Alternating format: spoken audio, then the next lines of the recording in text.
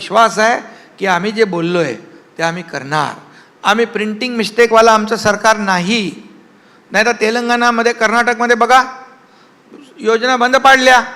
तुमच्या योजना बंद पाडल्या, खूप योजना तुमच्या बंद केल्या. काल तुम्हाला अजितदादाचं भाषण ऐकलं असणार आपण, त्याच्यामध्ये बघा कुठली योजना बंद पाडली आहे. आता योजना एक तरी बंद झाली असं म्हणाले का ते म्हणाले नाहीत, पण बंद तर केल्या ना. कुठे काय शिवभोजन पासून चालू आहे तुमचा बघा. आनंदाचा शिदा वगैरे सगळ्या. आता आनंदाचा शिदा काय रोज वाटत नव्हतो आम्ही, सणाला वाटत ना, होतो, पण दिवाळीला वाटत होतो, दसऱ्याला दिवाळीला वाटत होतो, गणपतीला वाटत होतो.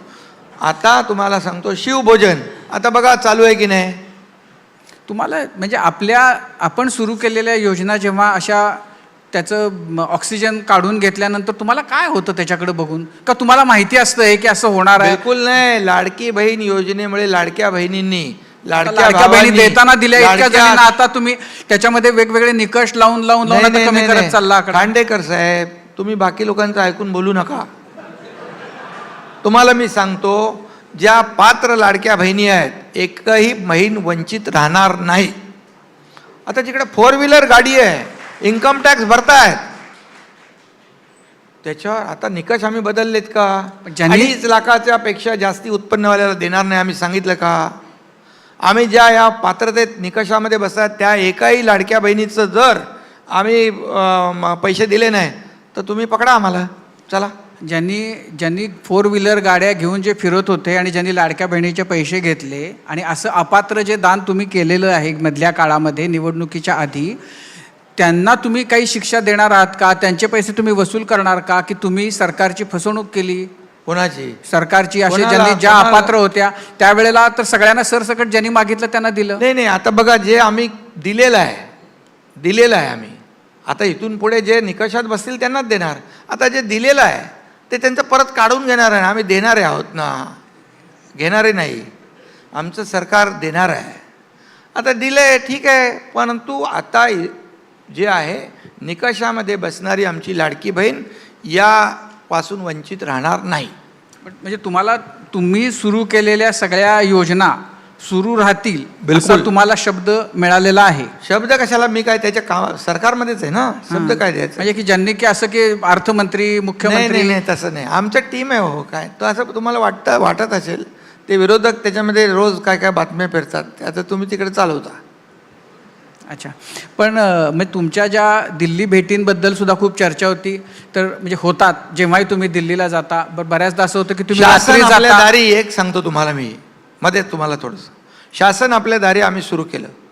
कधी होतं का? लाभ नव्हते का? लाभार्थी नव्हते? योजना नव्हत्या? होत्या ना.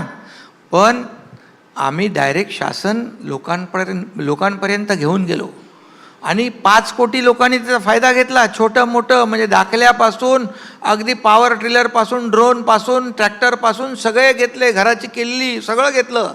5 कोटी कमी संख्या नाही साहेब. आम्ही हे केलं, त्याचं कधी तुम्ही काय चांगलं बोलणार की नाही?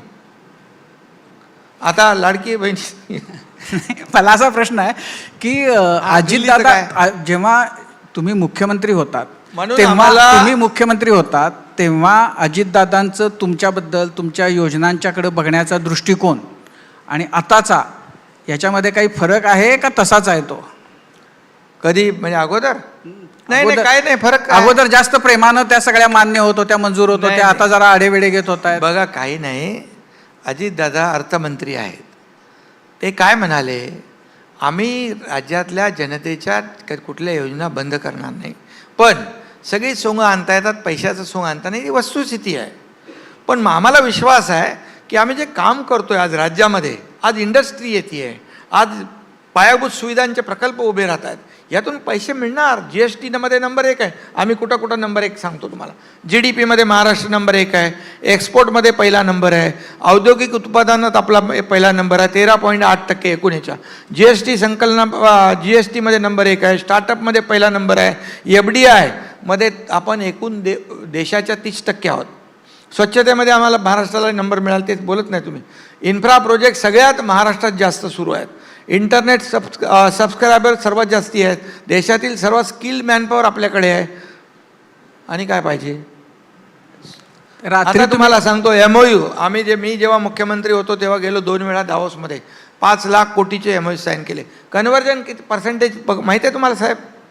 70 to 80%. आता देवेंद्रजी गेले 15 लाख कोटीचे केले, जवळपास 15-20 लाख लोकांना नोकऱ्या मिळणार. कन्व्हर्जनचा रेट जो आहे आमचा तोही जास्त आहे, कारण नुसतं आम्ही MOU करत नाही.